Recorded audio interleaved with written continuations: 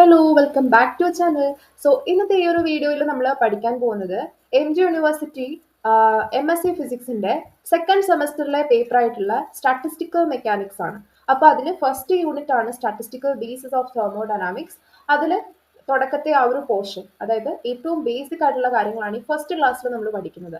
അപ്പോൾ എന്താണ് statistical mechanics, എന്തിനാണ് നമ്മളത് യൂസ് ചെയ്യുന്നത്, അങ്ങനെ കുറെ റെലവെന്റ് ആയിട്ടുള്ള ഒരുപാട് ടേംസ് നമ്മൾ കേൾക്കുന്നുണ്ട്. മൈക്രോ സ്റ്റേറ്റ് എന്താണ്, മാക്രോ സ്റ്റേറ്റ് എന്താണ്, ടൈപ്സ് ഓഫ് സ്റ്റാറ്റിസ്റ്റിക്കൽ എന്താ പറയാ മെക്കാനിക്സ്, എത്ര ടൈപ്പ് ഓഫ് സ്റ്റാറ്റിസ്റ്റിക്കൽ മെക്കാനിക്സ് ഉണ്ട്, അങ്ങനെ ഒരുപാട് കാര്യങ്ങൾ നമുക്ക് ഇതിനകത്ത് പഠിക്കാനുണ്ട്. അപ്പം ബേസിക് ആയിട്ടുള്ള കുറെ കാര്യങ്ങൾ നോക്കാം. ഫസ്റ്റ് ഓഫ് ഓൾ എന്താണ് സ്റ്റാറ്റിസ്റ്റിക്കൽ മെക്കാനിക്സ് എന്ന് നോക്കാം. അപ്പോ നമുക്കറിയാം, സാധാരണഗതിയിൽ നമ്മുടെ ക്ലാസിക്കൽ ഫിസിക്സ് എടുത്തു കഴിഞ്ഞാൽ ക്ലാസിക്കൽ ഫിസിക്സിൽ നമ്മളൊരു പാർട്ടിക്കിളിന്റെ ഫിസിക്കൽ പ്രോപ്പർട്ടീസ് നമുക്ക് സ്റ്റഡി ചെയ്യാനായിട്ട് സാധിക്കും. ഫിസിക്കൽ പ്രോപ്പർട്ടീസ് എന്ന് പറയുമ്പോൾ മാക്രോസ്കോപ്പിക് ആയിട്ടുള്ള പ്രോപ്പർട്ടീസ്. സപ്പോസ് ഇപ്പോൾ ഒരു മാറ്റർ, അതിന്റെ ടെമ്പറേച്ചർ അല്ലെങ്കിൽ പ്രഷർ, അതിന്റെ ഫിസിക്കൽ ആയിട്ടുള്ള ഒരുപാട് കാര്യങ്ങൾ ഉണ്ടായിരിക്കും.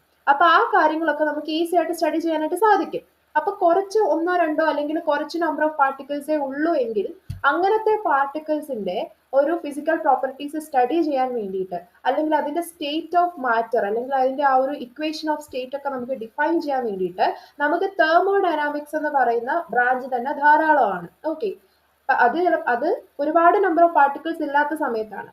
എന്നാൽ സപ്പോസ് നമുക്ക് ഒരുപാട് നമ്പർ ഓഫ് പാർട്ടിക്കിൾസ് ഉണ്ടെന്നിരിക്കട്ടെ, അതായത് ഇപ്പൊ ഒരുപാട് നമുക്ക് എണ്ണി തിട്ടപ്പെടുത്താൻ പറ്റില്ല, capital N number of particles ഉണ്ടെന്നിരിക്കട്ടെ.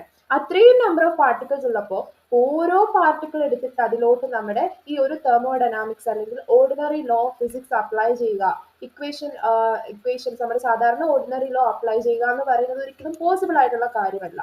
അപ്പോൾ ഒരുപാട് നമ്പർ ഓഫ് പാർട്ടിക്കിൾസിന്റെ എണ്ണം കൂടുമ്പോൾ, അല്ലെങ്കിൽ ലാർജ് നമ്പർ ഓഫ് പാർട്ടിക്കിൾസ് ഉള്ള കേസസിൽ നമുക്ക് ഈസി ആയിട്ട് ആ ഒരു സിസ്റ്റത്തിനെ സ്റ്റഡി ചെയ്യാൻ വേണ്ടിയിട്ട് ഉപയോഗിക്കുന്ന ഒരു മെക്കാനിസം അല്ലെങ്കിൽ ഒരു ഫോർമാലിസം എന്നൊക്കെ നമുക്ക് പറയാൻ പറ്റും. അതാണ് ആക്ച്വലി എന്ത് സ്റ്റാറ്റിസ്റ്റിക്കൽ മെക്കാനിക്സ് എന്ന് പറയുന്നത്. അപ്പൊ പലപ്പോഴും തെർമോഡൈനാമിക്സ് കൊണ്ട് നമുക്ക് ചെയ്യാൻ പറ്റാത്ത, അല്ലെങ്കിൽ ലാർജ് നമ്പർ ഓഫ് പാർട്ടിക്കിൾസ് അല്ലെങ്കിൽ ബൾക്ക് ബേസിസിൽ നമുക്ക് ഒരു പാർട്ടിക്കിൾ അല്ലെങ്കിൽ മാറ്റേഴ്സിന്റെ, അല്ലെങ്കിൽ ഒരു മാറ്ററിന്റെ പ്രോപ്പർട്ടീസ്, ഫിസിക്കൽ പ്രോപ്പർട്ടീസ് നമുക്ക് സ്റ്റഡി ചെയ്യാൻ വേണ്ടിയിട്ട് നമുക്ക് ഉപയോഗിക്കാൻ പറ്റുന്ന ഒന്നാണ് എന്ത് സ്റ്റാറ്റിസ്റ്റിക്കൽ മെക്കാനിക്സ് എന്ന് പറയുന്നത്. അപ്പോ ഈ ഒരു 17th സെഞ്ചുറി കാലഘട്ടങ്ങളിലൊക്കെ ഈ ക്ലാസിക്കൽ ഫിസിക്സ് വെച്ചിട്ട് പല കാര്യങ്ങളും, തെർമോഡൈനാമിക്സ് കാര്യങ്ങളൊക്കെ യൂസ് ചെയ്തിട്ട് നമ്മുടെ ഒരു പാർട്ടിക്കിൾസിന്റെ ഫിസിക്കൽ പ്രോപ്പർട്ടീസ് എക്സ്പ്ലെയിൻ ചെയ്തിരുന്നത്. പക്ഷെ പിന്നീട് ലാർജ് സിസ്റ്റംസ് ഒക്കെ വന്നു കഴിഞ്ഞപ്പോഴത്തേക്കും അതിലോട്ട് തെർമോഡൈനാമിക്സ് അപ്ലൈ ചെയ്യുക എന്ന് പറയുന്നത് വളരെ ബുദ്ധിമുട്ടായിട്ട് ഫീൽ ചെയ്തു. അപ്പോഴാണ് ആക്ച്വലി സ്റ്റാറ്റിസ്റ്റിക്കൽ മെക്കാനിക്സ് എന്ന് പറയുന്ന ഒരു കൺസെപ്റ്റിലോട്ട് തിരിഞ്ഞത്. അപ്പോൾ ഇനി എന്താണ് നമ്മുടെ ഈ ഒരു സ്റ്റാറ്റിസ്റ്റിക്കൽ മെക്കാനിക്സിലെ ക്ലാസിഫിക്കേഷൻസ് എന്നുള്ളത് നോക്കാം. അതായത് നമ്മൾ പറഞ്ഞല്ലോ ലാർജ് നമ്പർ ഓഫ് പാർട്ടിക്കിൾസ് ഉണ്ടെന്ന്. അപ്പോൾ ഒരു ഫിസിക്കൽ സിസ്റ്റത്തിൽ ഇങ്ങനെ ഒരുപാട് നമ്പർ ഓഫ് പാർട്ടിക്കിൾസ് ഉള്ളപ്പോൾ അതിൽ നമുക്ക് സ്റ്റാറ്റിസ്റ്റിക്കൽ പ്രഡിക്ഷൻസ് ആയിരിക്കും ഇത്തിരി കൂടി കൺവീനിയന്റ് ആയിട്ട് നമുക്ക് ഉണ്ടാവുക. അപ്പോൾ തുടക്ക കാലഘട്ടങ്ങളിൽ നേരത്തെ എക്സിസ്റ്റ് ചെയ്തിരുന്ന നമ്മുടെ ക്ലാസിക്കൽ ഫിസിക്സ് ആയിരുന്നു, അല്ലെ? ക്ലാസിക്കൽ ഫിസിക്സ് ആയിരുന്നു നേരത്തെ നമുക്ക് ഉണ്ടായിരുന്നത്. ഈ ക്ലാസിക്കൽ ഫിസിക്സിനൊപ്പം നമ്മൾ എന്ത് ചെയ്തു, നമ്മുടെ ഈ ഒരു സ്റ്റാറ്റിസ്റ്റിക്സ് കൂടെ നമ്മൾ അപ്ലൈ ചെയ്തു. സ്റ്റാറ്റിസ്റ്റിക്കൽ മെക്കാനിക്സ് അല്ലെങ്കിൽ സ്റ്റാറ്റിസ്റ്റിക്കൽ ഫിസിക്സ് കൂടെ നമ്മൾ അപ്ലൈ ചെയ്തു. അത് രണ്ടും കൂടെ കമ്പൈൻ ചെയ്തപ്പോൾ നമുക്ക് ഉണ്ടായതാണ് എന്ത്, നമ്മുടെ മാക്സ്വെൽ ബോൾസ്മാൻ സ്റ്റാറ്റിസ്റ്റിക്സ് എന്ന് പറയുന്നത്, അല്ലെങ്കിൽ MB സ്റ്റാറ്റിസ്റ്റിക്സ് എന്ന് നമ്മൾ ചുരുക്കത്തിൽ പറയും, മാക്സ്വെൽ ബോൾസ്മാൻ സ്റ്റാറ്റിസ്റ്റിക്സ്. ഓക്കെ, അപ്പൊ എന്താണ് മാക്സ്വെൽ ബോൾസ്മാൻ സ്റ്റാറ്റിസ്റ്റിക്സ് എന്ന് പറയുന്നത്? നമ്മുടെ ക്ലാസിക്കൽ ഫിസിക്സും അതേപോലെ തന്നെ സ്റ്റാറ്റിസ്റ്റിക്കൽ മെക്കാനിക്സും കൂടെ കമ്പൈൻ ചെയ്തിട്ടുണ്ടായതാണ് മാക്സ്വെൽ ബോൾസ്മാൻ സ്റ്റാറ്റിസ്റ്റിക്സ്. ഇത് ഫോർമുലേറ്റ് ചെയ്ത് അല്ലെങ്കിൽ ഇത് ഇൻട്രൊഡ്യൂസ് ചെയ്തത് മാക്സ്വെൽ ബോൾസ്മാൻ അങ്ങനെ പറയുന്ന ഗിബ്സ് ഒക്കെ ചേർന്നിട്ടാണ് ഇതെടുത്തത്. അതുകൊണ്ടാണ് ഇതിന് ഈ ഒരു പേര് വന്നത്. ഓക്കെ, സോ MB സ്റ്റാറ്റിസ്റ്റിക്സ് എന്ന് നമ്മൾ പറയും, അല്ലെങ്കിൽ മാക്സ്വെൽ ബോൾസ്മാൻ സ്റ്റാറ്റിസ്റ്റിക്സ് എന്ന് പറയും. അപ്പൊ ഇവിടെ നമ്മൾ യൂസ് ചെയ്തതെന്ന് പറഞ്ഞാൽ ക്ലാസിക്കൽ ഫിസിക്സ് ആണ്. സ്റ്റാറ്റിസ്റ്റിക്കൽ ബേസിസിൽ നമ്മൾ യൂസ് ചെയ്തത് ക്ലാസിക്കൽ ഫിസിക്സ് ആണ്. എന്നാൽ അതേസമയം അതിനുശേഷം ക്വാണ്ടം മെക്കാനിക്സ്, അതായത് ഒരു ക്വാണ്ടം അപ്രോച്ച് നമ്മൾ കൊണ്ടുവന്നു. Quantum approach. അപ്പോൾ ഈ ക്വാണ്ടം അപ്രോച്ചിനകത്ത് എന്താണ്, നമ്മൾ നേരത്തെ പഠിച്ചിട്ടുള്ളതാണ് ഡിഗ്രിക്കൊക്കെ. എന്തായിരുന്നു ക്വാണ്ടം അപ്രോച്ച് എന്ന് പറയുമ്പോൾ അവിടെ എനർജീനെ ഡിസ്ക്രീറ്റ് പാക്കറ്റ്സ് ആയിട്ടാണ് നമ്മൾ കൺസിഡർ ചെയ്യുന്നത്. അല്ലെങ്കിൽ പ്ലാങ്ക് എന്ന് പറയുന്ന സയന്റിസ്റ്റ് ആണ് ആ ഒരു കൺസെപ്റ്റ് കൊണ്ടുവന്നത്, അല്ലെ? ഡിസ്ക്രീറ്റ് പാക്കറ്റ്സ് ഓഫ് എനർജി ആയിട്ട് അതിനെയാണ് നമ്മൾ എന്തെന്ന് വിളിക്കുന്നത്, ക്വാണ്ടം എന്ന് നമ്മൾ വിളിക്കുന്നത്, അല്ലെ? അപ്പം ആ ഒരു ക്വാണ്ടം ഫിസിക്സ് ഈ ഒരു സ്റ്റാറ്റിസ്റ്റിക്സിലോട്ട് കമ്പൈൻ ചെയ്തപ്പോഴാണ് നമുക്ക് പുതിയ ഒരു മോഡേൺ അപ്രോച്ച് നമുക്ക് കിട്ടിയത്. ഓക്കെ, അപ്പോൾ ഇവിടെ തന്നെ അപ്പം ക്വാണ്ടം മെക്കാനിക്സും സ്റ്റാറ്റിസ്റ്റിക്സും ചേർന്നിട്ട് നമുക്ക് 2 ബ്രാഞ്ച് ഓഫ് സ്റ്റാറ്റിസ്റ്റിക്കൽ മെക്കാനിക്സ് വന്നിട്ടുണ്ട്. അതെങ്ങനെയാ, ഏതൊക്കെയാണത്? ഒന്നെന്ന് പറയുന്നത് നമ്മുടെ Bose-Einstein statistics. Okay, Bose-Einstein statistics ഞാനിവിടെ BE എന്ന് മാത്രമേ എഴുതുന്നുള്ളൂ. രണ്ടാമത്തെ ക്ലാസിഫിക്കേഷൻ എന്ന് പറയുന്നത് ഫെർമി ഡിറാക് സ്റ്റാറ്റിസ്റ്റിക്സ്, അതായത് FD. ഓക്കെ, സോ ഇങ്ങനെ ക്വാണ്ടം അപ്രോച്ച് വഴി നമുക്ക് 2 ടൈപ്പ് ഓഫ് സ്റ്റാറ്റിസ്റ്റിക് ആണ് വന്നിട്ടുള്ളത്. ഒന്ന് ബോസ്-ഐൻസ്റ്റീൻ സ്റ്റാറ്റിസ്റ്റിക്സ്, കാരണം അത് ഡെവലപ്പ് ചെയ്തത് ബോസ് ആൻഡ് ഐൻസ്റ്റീൻ ചേർന്നിട്ടാണ്. രണ്ടാമത്തേത് ഫെർമി ഡിറാക് ആണ്. അപ്പോൾ ടോട്ടലി നമുക്ക് എത്ര ടൈപ്പ് ഓഫ് സ്റ്റാറ്റിസ്റ്റിക്സ് ഉണ്ട്? ഒന്ന് മാക്സ്വെൽ ബോൾസ്മാൻ സ്റ്റാറ്റിസ്റ്റിക്സ് ഉണ്ട്, ദെൻ ബോസ്-ഐൻസ്റ്റീൻ സ്റ്റാറ്റിസ്റ്റിക്സ് ഉണ്ട്, ദെൻ ഫെർമി ഡിറാക് സ്റ്റാറ്റിസ്റ്റിക്സ് ഉണ്ട്, അല്ലേ? സോ ഞാനത് ഇങ്ങോട്ടേക്ക് എഴുതാം. ഫസ്റ്റ് വൺ എന്ന് പറയുന്നത്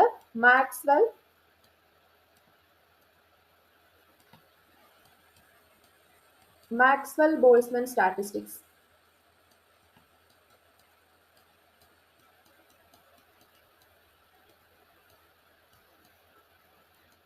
മാക്സ്വെൽ ബോൾസ്മാൻ സ്റ്റാറ്റിസ്റ്റിക്സ്. രണ്ടാമത് നമ്മൾ പറഞ്ഞത് ബോസ്-ഐൻസ്റ്റീൻ സ്റ്റാറ്റിസ്റ്റിക്സ്. ബോസ്-ഐൻസ്റ്റീൻ, നടുക്കൊരു ഹൈഫൻ ഉണ്ട്.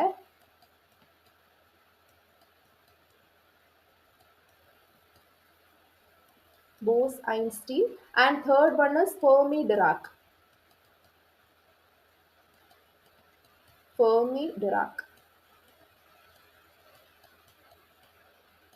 ഓക്കെ, സോ ഇനി ഇത് ഓരോന്നും എന്താണെന്ന് നോക്കാം. മാക്സ്വെൽ ബോൾസ്മാൻ എന്താണ്, ബോസ്-ഐൻസ്റ്റീൻ എന്താണ്, ഫെർമി ഡിറാക് എന്താണ്?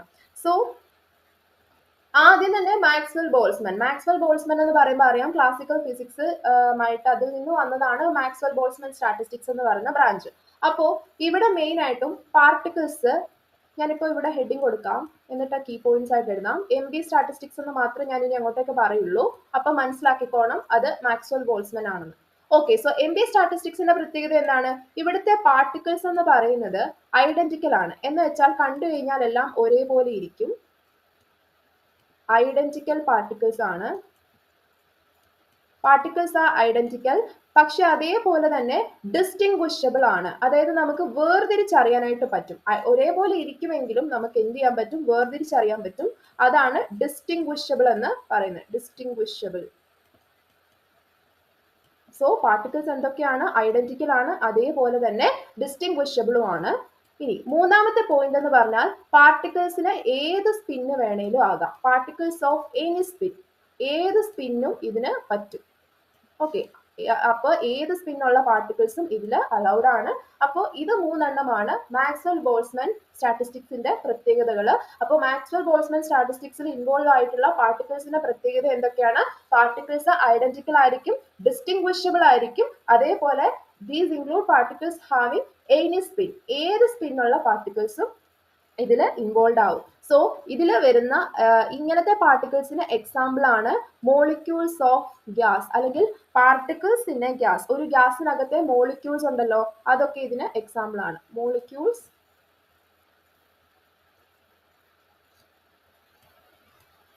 മോളിക്യൂൾസ് ഓഫ് ഗ്യാസ് എന്ന് പറയുന്നത് ഇതിന് എക്സാമ്പിൾ ആയിട്ട് നമുക്ക് പറയാനായിട്ട് സാധിക്കും. അതാണ് Maxwell Boltzmann statistics. Okay, clear ആയി ഞാൻ വിശ്വസിക്കുന്നു. ഇനി രണ്ടാമത് നമ്മൾ പറഞ്ഞത് ബോസ്-ഐൻസ്റ്റീൻ സ്റ്റാറ്റിസ്റ്റിക്സ് ആണ്, അതായത് BE സ്റ്റാറ്റിസ്റ്റിക്സ്. ഞാൻ ഇനി അങ്ങനെ പറയുള്ളൂ. ഓക്കെ, സോ BE സ്റ്റാറ്റിസ്റ്റിക്സിന്റെ പ്രത്യേകത എന്താണ്? ബോസ്-ഐൻസ്റ്റീൻ നമ്മൾ പറഞ്ഞായിരുന്നു ക്വാണ്ടം അപ്രോച്ച് വഴി വന്നതാണ്, അല്ലേ? അതായത് എനർജിനെ ഡിസ്ക്രീറ്റ് ആയിട്ടുള്ള ആ ഒരു ബേസിസിൽ ക്വാണ്ടം അപ്രോച്ച് വഴി ഡെവലപ്പ് ചെയ്ത് വന്നതാണ്. അപ്പൊ ഇവിടുത്തെ പ്രത്യേകത പാർട്ടിക്കിൾസ്, ഫസ്റ്റ് പോയിന്റ് എന്ന് പറയുന്നത് പാർട്ടിക്കിൾസ് ഐഡന്റിക്കൽ ആണ്. മറ്റേതിൽ പറഞ്ഞതുപോലെ തന്നെ ഇവിടെയും പാർട്ടിക്കിൾസ് ഐഡന്റിക്കൽ ആണ്. Particles R identical. Then second point എന്ന് പറയുന്നത് പാർട്ടിക്കിൾസ് ഡിസ്റ്റിങ്വിഷബിൾ ആണ്. ഡിസ്റ്റിങ്വിഷബിൾ.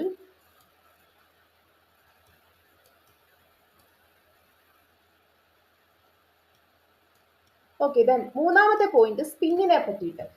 ഇവിടുത്തെ സ്പിൻ എന്ന് പറഞ്ഞാൽ ഹാഫ് ഇന്റഗ്രൽ സ്പിൻ ആയിരിക്കും. ഹാഫ് അല്ല, സോറി, ഇന്റഗ്രൽ സ്പിൻ ആയിരിക്കും കേട്ടോ. ഹാഫ് ഇന്റഗ്രൽ അല്ല, ഇന്റഗ്രൽ സ്പിൻ ആയിരിക്കും. Integral spin.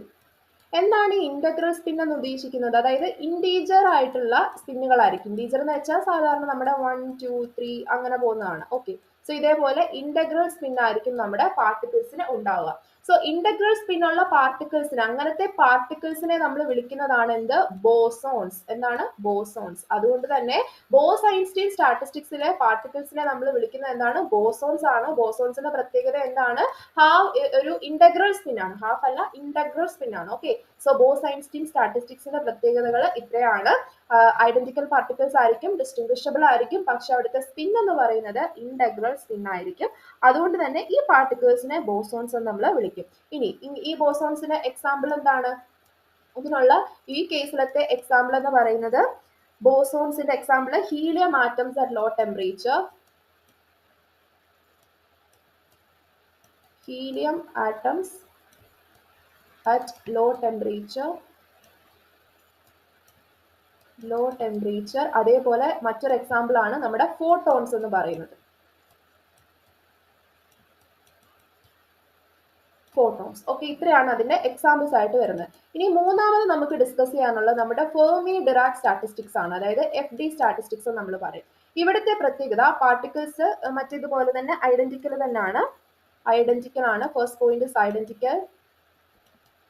കഴിഞ്ഞ രണ്ടെണ്ണത്തിനകത്തും നമുക്ക് ഡിസ്റ്റിങ്വിഷബിൾ ആയിരുന്നു, പക്ഷേ ഫെർമി ഡിറാക്കിനകത്ത് നമുക്ക് തിരിച്ചറിയാൻ പറ്റില്ല, വേർതിരിച്ചറിയാൻ പറ്റാത്ത പാർട്ടിക്കിൾസ് ആണ്, അതായത് ഇൻഡിസ്റ്റിങ്വിഷബിൾ ആണ്.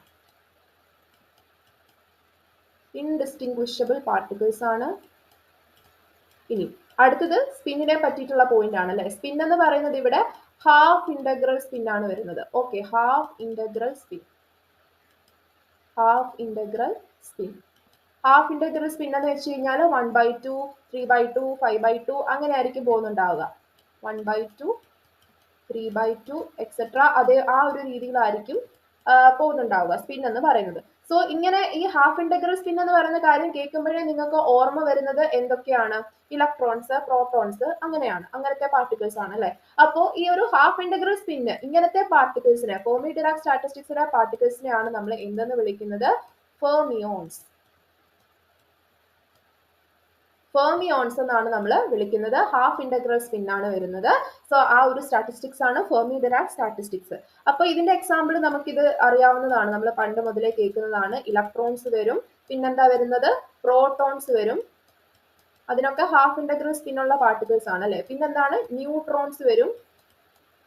ഇതൊക്കെയാണ് അതിന് എക്സാമ്പിൾ ആയിട്ട് വരുന്നത്. ഓക്കെ, അപ്പോൾ ഇത്രയുമാണ് മെയിൻ ആയിട്ടുള്ള നമ്മുടെ 3 ടൈപ്പ് ഓഫ് സ്റ്റാറ്റിസ്റ്റിക്സ്. നമ്മൾ 3 ടൈപ്പ് ഓഫ് സ്റ്റാറ്റിസ്റ്റിക്സ് ഏതൊക്കെ പഠിച്ചു? നമ്മുടെ ഫെർമി ഡിറാക് ആണ് ഏറ്റവും ലാസ്റ്റ് നമ്മൾ പഠിച്ചത്. ദെൻ ബോസ്-ഐൻസ്റ്റീൻ, മാക്സ്വെൽ, ബോൾട്സ്മാൻ, 3 നമ്മൾ ഇമ്പോർട്ടന്റ് ആയിട്ടുള്ള കാര്യങ്ങളെല്ലാം നമ്മൾ ഡിസ്കസ് ചെയ്തിട്ടുണ്ട്. സോ ഇതൊക്കെ ചിലപ്പോൾ പാർട്ട് കാര്യങ്ങളിലൊക്കെ ചോദിക്കാൻ ചാൻസ് ഉണ്ട്. എന്താണ് MD സ്റ്റാറ്റിസ്റ്റിക്സ്, അതിനുള്ള എക്സാമ്പിൾ, ഫെർമിയോൺസ് എന്താണ്, ബോസോൺസ് എന്താണ്, സ്പിൻ എത്രയാണ് എന്നീ പറയുന്നതൊക്കെ ചിലപ്പോൾ ചോദിക്കാം. അപ്പൊ അതിനാണ് നമ്മൾ ബേസിക് കാര്യങ്ങൾ പറഞ്ഞു വിടുന്നത്. ഓക്കെ, സോ ഇനി അപ്പൊ ഇത്രയും എന്താ പറയാ, സ്റ്റാറ്റിസ്റ്റിക്സിനെ പറ്റിയിട്ട് ഒരു ബേസിക് ഐഡിയ നിങ്ങൾക്ക് കിട്ടിയിട്ടുണ്ടായിരിക്കും. ഇനി നമ്മൾ പഠിക്കാൻ പോകുന്നത് നമ്മുടെ സ്റ്റാറ്റിസ്റ്റിക്കൽ ഫിസിക്സിലെ ഏറ്റവും കൂടുതൽ നമ്മൾ കേൾക്കുന്ന 2 ടേം ആണ്. ഒന്ന് മാക്രോ സ്റ്റേറ്റും മൈക്രോ സ്റ്റേറ്റും. Okay, macro state and micro state. Macro state and micro state. അപ്പൊ എന്താണ് മാക്രോ സ്റ്റേറ്റ്, എന്താണ് മൈക്രോ സ്റ്റേറ്റ് എന്നുള്ളത് നോക്കാം. ഓക്കെ, സോ ആദ്യം ഞാനിവിടെ ഡിസ്കസ് ചെയ്യാൻ പോകുന്നത് മാക്രോ സ്റ്റേറ്റ് ആണ്. ഇത് ഇമ്പോർട്ടന്റ് ആണ്. So macro state. സോ എന്താണ് മാക്രോ സ്റ്റേറ്റ്? അതായത് സപ്പോസ് നമ്മൾ പറഞ്ഞല്ലോ, നമ്പർ ഓഫ് പാർട്ടിക്കിൾസ് കൂടുന്തോറുമാണ് സ്റ്റാറ്റിസ്റ്റിക്കൽ മെക്കാനിക്സിന്റെ മീനിങ് കൂടുന്നത്. പാർട്ടിക്കിൾസിന്റെ എണ്ണം കുറയും തോറും അത് മീനിങ്ലെസ് ആയിക്കൊണ്ടിരിക്കുകയാണ്. അപ്പോ സപ്പോസ് നമുക്കിപ്പോ 4 പാർട്ടിക്കിൾസ് ഉണ്ടെന്നിരിക്കട്ടെ. 4 പാർട്ടിക്കിൾസ് ഉണ്ട്. A, B, C, D ആണെന്നിരിക്കട്ടെ. A, B, C, D ഇങ്ങനെ 4 പാർട്ടിക്കിൾസ് ആണ് നമ്മുടെ കയ്യിലുള്ളത്. ഈ 4 പാർട്ടിക്കിൾസ് നമുക്ക് തിരിച്ചറിയാൻ പറ്റും. ഐഡന്റിക്കൽ പാർട്ടിക്കിൾസ് ആണെന്ന് പറഞ്ഞാലും നമുക്കതിനെ വേർതിരിച്ചറിയാനായിട്ട് പറ്റുന്നതാണ്. A, B, C, D. നമുക്ക് ഒരു ബോക്സ് ഉണ്ട്. ഈ ബോക്സിനകത്ത് നമുക്ക് 2 കമ്പാർട്ട്മെന്റ്സ് ഉണ്ട് എന്നിരിക്കട്ടെ. സോ ഇതൊരു ബോക്സ് ആണ്. ഈ ബോക്സിനകത്ത് 2 കമ്പാർട്ട്മെന്റ്സ് ഉണ്ട്. 2 കമ്പാർട്ട്മെന്റ്സും എന്താ പറയാ, ഒരേപോലെയാണ്, ഒരു വ്യത്യാസവും ഇല്ല, സെയിം തന്നെയാണ്. രണ്ടെണ്ണം ആണെന്നേ ഉള്ളൂ. രണ്ടും ഒരേപോലത്തെ ഈക്വൽ സൈസും ഈക്വൽ ഷേപ്പും ഒരു തരത്തിലും വ്യത്യാസമില്ല. രണ്ടും ഈക്വലി ലൈക്ലി സെയിം ആണ്. അപ്പോ നമ്മളിവിടെ നോക്കുന്നത് ഈ 4 പാർട്ടിക്കിൾസിനെ ഈ കമ്പാർട്ട്മെന്റിലായിട്ട് നമുക്ക് ഡിസ്ട്രിബ്യൂട്ട് ചെയ്യണം. അപ്പോ ഇതാണ് നമ്മുടെ ഫസ്റ്റ് കമ്പാർട്ട്മെന്റ്, ഇതാണ് നമ്മുടെ സെക്കൻഡ് കമ്പാർട്ട്മെന്റ്. അപ്പോൾ ഈ രണ്ടെണ്ണത്തിനകത്തും ഈ 4 പാർട്ടിക്കിൾസിനെ നമുക്ക് ഡിസ്ട്രിബ്യൂട്ട് ചെയ്യാനുള്ള പ്രോബബിലിറ്റി എന്ന് പറയുന്നത് എന്താണ്? ഈക്വലി ലൈക്ലി ആണ്. അപ്പോ അതിനെയാണ് നമ്മൾ എപ്രയോറി പ്രോബബിലിറ്റി എന്ന് പറയുന്നത്. എന്താണ് എപ്രയോറി പ്രോബബിലിറ്റി? എപ്രയോറി പ്രോബബിലിറ്റി. അപ്പൊ എന്താണ് എപ്രയോറി പ്രോബബിലിറ്റി? അതായത് ഒരു ഏതെങ്കിലും പാർട്ടിക്കിൾസിനെ നമുക്ക് ഇപ്പൊ എപ്രയോറി പ്രോബബിലിറ്റി കൊണ്ട് ഉദ്ദേശിക്കുന്നത് ഇത്രയേ ഉള്ളൂ. അതായത് നമുക്ക് ഇവിടെ 2 കമ്പാർട്ട്മെന്റ്സ് ഉണ്ട്, രണ്ടും ഒരേപോലെയാണ് കാണാൻ, അല്ലെ? അപ്പോ അതിലേക്ക് നമുക്ക് ഈ 4 പാർട്ടിക്കിൾസിനെ നമുക്ക് ഡിസ്ട്രിബ്യൂട്ട് ചെയ്യാൻ, ഇതിനകത്ത് ഇപ്പോ 4 പാർട്ടിക്കിൾസ് ഒരേപോലെ വരാൻ പറ്റുമെങ്കിൽ അതേപോലെ തന്നെ 4 പാർട്ടിക്കിൾസ് ഇതിൽ വരാനും ചാൻസ് ഉണ്ട്, അല്ലെ? അപ്പോ ഒന്നുകിൽ ഇതിനകത്ത് 4 എണ്ണം കൂടെ മാത്രമാകാം, അല്ലെങ്കിൽ ഇതിനകത്ത് 4 എണ്ണം മാത്രമാകാം. അപ്പൊ രണ്ടിലും ഉള്ള പ്രോബബിലിറ്റി എന്ന് പറയുന്നത് ഈക്വലി ലൈക്ലി ആണ്. ഓക്കെ, അതിനെയാണ് എപ്രയോറി പ്രോബബിലിറ്റി എന്ന് പറയുന്നത്. സോ ഇവിടെ പ്രോബബിലിറ്റി എന്ന് പറയുന്നത് 1/2 ആണ്. അതാണ് അവിടെ ഉദ്ദേശിച്ചിട്ടുള്ളത്. ഓക്കെ, എനിവേ നമുക്കതല്ല ഇപ്പോൾ വേണ്ടത്. മാക്രോ സ്റ്റേറ്റ് എന്താണെന്ന് നമുക്ക് മനസ്സിലാക്കണം. അപ്പൊ നമ്മൾ പറഞ്ഞായിരുന്നു 4 പാർട്ടിക്കിൾസ് ABCD ഉണ്ട്. അപ്പൊ ഇവിടെ നമ്മൾ നോക്കാൻ പോകുന്നത് ഏതൊക്കെ രീതിയിൽ നമുക്ക് ഈ 2 കമ്പാർട്ട്മെന്റിലായിട്ട് ഈ 4 പാർട്ടിക്കിൾസിനെ അറേഞ്ച് ചെയ്യാനായിട്ട് സാധിക്കും നമുക്ക് നോക്കാം. അതായത് ഇപ്പൊ ഞാനിവിടെ കമ്പാർട്ട്മെന്റ് 1 എന്ന് കൊടുക്കുന്നു, ഇവിടെ ഞാൻ കമ്പാർട്ട്മെന്റ് 2 എന്ന് കൊടുക്കുന്നു. ഓക്കെ,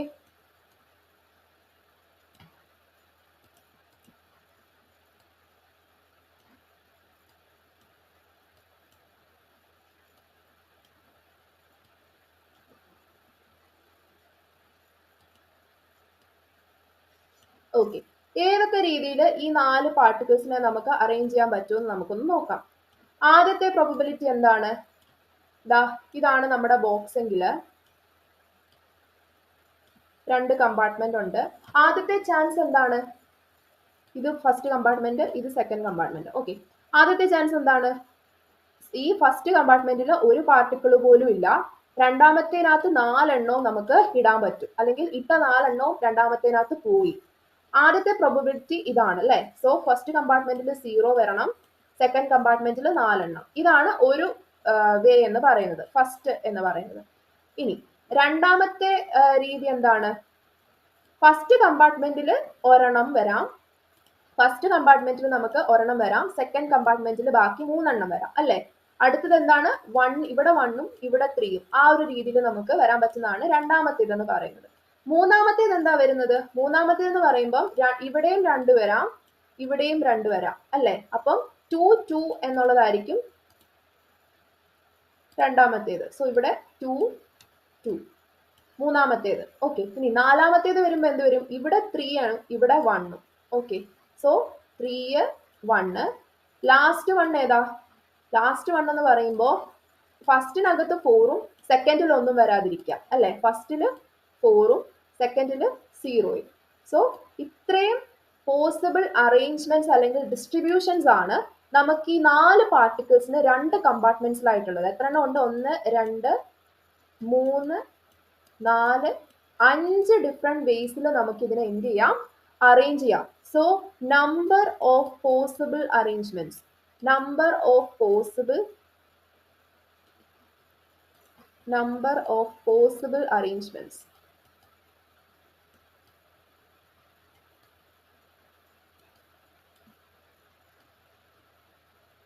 ഇവിടെ എത്രയാണ്? 5 ആണ്, അല്ലെ? അതാണ് ഇവിടുത്തെ മാക്രോ സ്റ്റേറ്റ്.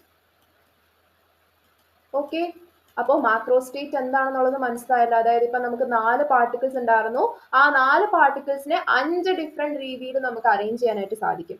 അപ്പൊ അതിനെയാണ് നമ്മൾ എന്തെന്ന് പറയുന്നത്? Macro state of that system എന്ന് നമ്മൾ പറയുന്നത്. സോ ജനറലി അപ്പൊ 4 പാർട്ടിക്കിൾ ഉണ്ടായിരുന്നപ്പോൾ നമുക്ക് 5 മാക്രോ സ്റ്റേറ്റ്സ് വന്നു. അങ്ങനാണെങ്കിൽ ജനറലി നമുക്ക് എന്ത് പറയാനായിട്ട് സാധിക്കും? ജനറലൈസ് ചെയ്തിട്ട് എത്ര നമ്പർ ഓഫ് പാർട്ടിക്കിൾസ് ഉണ്ടെങ്കിൽ എത്ര മാക്രോ സ്റ്റേറ്റ്സ് നമുക്ക് പോസിബിൾ ആയിരിക്കും? n നമ്പർ ഓഫ് പാർട്ടിക്കിൾസ് ആണെങ്കിൽ അവിടെ എത്ര നമ്പർ ഓഫ് മാക്രോ സ്റ്റേറ്റ് ഉണ്ടായിരിക്കും? n +1 number of macrostates. അതാണ് മാക്രോസ്റ്റേറ്റ് കണ്ടുപിടിക്കാനുള്ള ഇക്വേഷൻ എന്ന് പറയുന്നത്. പ്രത്യേകം ഓർത്തിരിക്കുക. ചിലപ്പോൾ ഇങ്ങനെ ക്വസ്റ്റ്യൻ വരാം, ഇത്ര നമ്പർ ഓഫ് പാർട്ടിക്കിൾസ് ഉണ്ട്, ഇതിന്റെ മാക്രോസ്റ്റേറ്റ് എത്രയാണ്, ഇതിന്റെ മൈക്രോസ്റ്റേറ്റ് എത്രയാണെന്ന് പറഞ്ഞിട്ട് ചിലപ്പോൾ എ പാർട്ടിൽ കണ്ടുപിടിക്കാൻ ചോദിക്കാം. അപ്പൊ എന്ത് ചെയ്താൽ മതി, മാക്രോസ്റ്റേറ്റ് എന്ന് പറഞ്ഞാൽ എത്ര പോസിബിൾ നമ്പർ ഓഫ് അറേഞ്ച്മെന്റ്സ് ഉണ്ട് എന്നുള്ളതാണ്. അപ്പോ n നമ്പർ ഓഫ് പാർട്ടിക്കിൾസ്, ഇപ്പൊ 4 പാർട്ടിക്കിൾസ് ഉണ്ടായിരുന്നപ്പോ എന്ത് വന്നു, 4+1 നമുക്ക് അങ്ങനെ 5 മാക്രോസ്റ്റേറ്റ് വന്നു.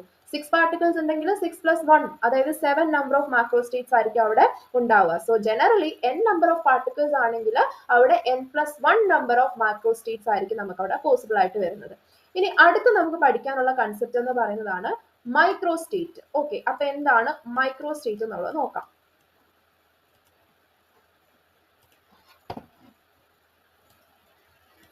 മൈക്രോസ്റ്റേറ്റ്. അപ്പോൾ മൈക്രോസ്റ്റേറ്റ് എന്ന് പറയുന്നത് സിമ്പിൾ കൺസെപ്റ്റ് തന്നെയാണ്. മൈക്രോസ്റ്റേറ്റ് മനസ്സിലാക്കാൻ വേണ്ടിയിട്ട് നമ്മളിപ്പോൾ ഇവിടെ 4 പാർട്ടിക്കിൾസ് ഉണ്ടായിരുന്നതിന് 5 രീതിയിൽ അറേഞ്ച് ചെയ്യാം എന്ന് നമ്മൾ പറഞ്ഞല്ലോ. അപ്പൊ ഏതൊക്കെയായിരുന്നു? ഒന്ന് 0, 4 എന്നുള്ള അറേഞ്ച്മെന്റ്. പിന്നെ നമ്മൾ പറഞ്ഞ എന്തായിരുന്നു? 1, 3. പിന്നെ പറഞ്ഞത് 2, 2.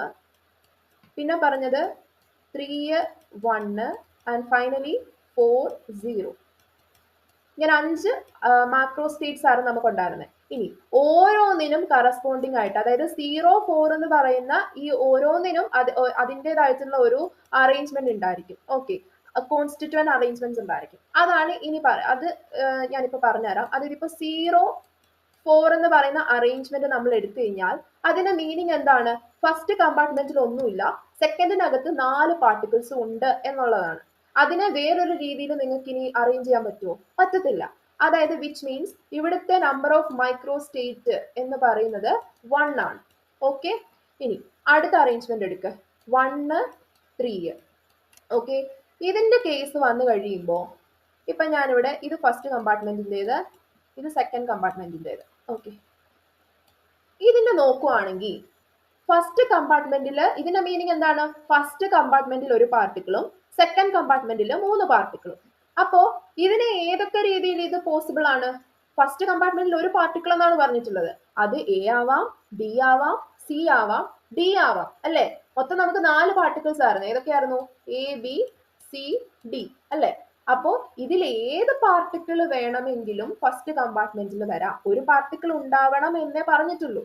അപ്പൊ അത് ചിലപ്പോ എ ആവാം, ചിലപ്പോ അത് ബി ആവാം, ചിലപ്പോ അത് സി ആവാം, ചിലപ്പോ ഡി ആവാം. ഓക്കെ, ദെൻ ഇനി ഫസ്റ്റ് കമ്പാർട്ട്മെന്റിൽ എ ആയി കഴിഞ്ഞാൽ സെക്കൻഡ് കമ്പാർട്ട്മെന്റിൽ ബാക്കി 3 എണ്ണം ആയിരിക്കും, അല്ലെ? എ ഇവിടെ വന്നു കഴിഞ്ഞാൽ ബാക്കി ഇവിടെ എന്തൊക്കെയായിരിക്കും?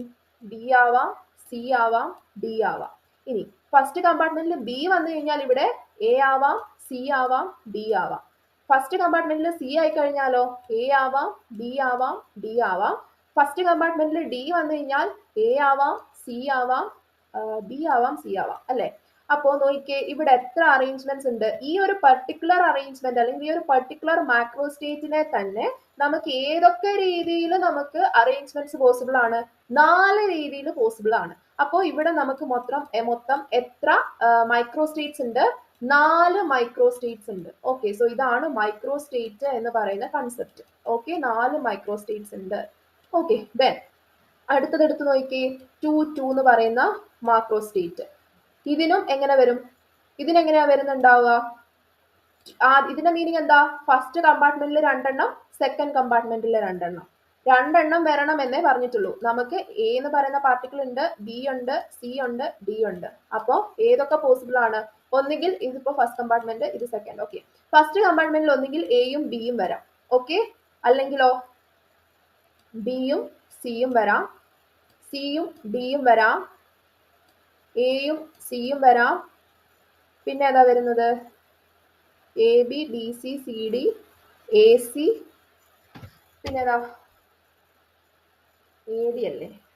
എ ഡി ഒരെണ്ണം കൂടെ വരുന്നുണ്ട്. എ ബി പറഞ്ഞു, എ സി പറഞ്ഞു, ബി സി പറഞ്ഞു, സി ഡി പറഞ്ഞു, ബി ഡി വരുന്നുണ്ട് അല്ലേ? B D. ഓക്കെ, സോ ഇത്രയും, അതായത് 6 അറേഞ്ച്മെന്റ്സ് ഇതിൽ തന്നെ നമുക്ക് പോസിബിൾ ആണ്. ഇനി നോക്കിയേ, ഫസ്റ്റില് എ ബി വന്നു കഴിഞ്ഞാൽ സെക്കൻഡിൽ ഏതൊക്കെ വരും? എ ബി ഒഴിച്ച് ബാക്കി 2 എണ്ണം, അത് ഏതൊക്കെയാ? സി ഡി വരാം, അല്ലെ? ഇനി ഫസ്റ്റിൽ ഇവിടെ ബി സി വന്നു കഴിഞ്ഞാൽ എയും ഡിയും വരാം ഇവിടെ. കറക്റ്റ് അല്ലേ? എ ഡി വരാം. ഇനി ഇവിടെ സി ഡി ആണെങ്കിൽ ഇവിടെ എ ബി വരാം. ഇവിടെ എ സി ആണെങ്കിൽ ഇവിടെ ഡി ഡി വരാം, ബി ഡി വരാം. ഓക്കെ. ദെൻ ഇവിടെ എ ഡി ആണെങ്കിൽ ഇവിടെ ബി സി വരാം. ദെൻ ഇവിടെ ബി ഡി ആണെങ്കിൽ ഇവിടെ എ സി വരാം.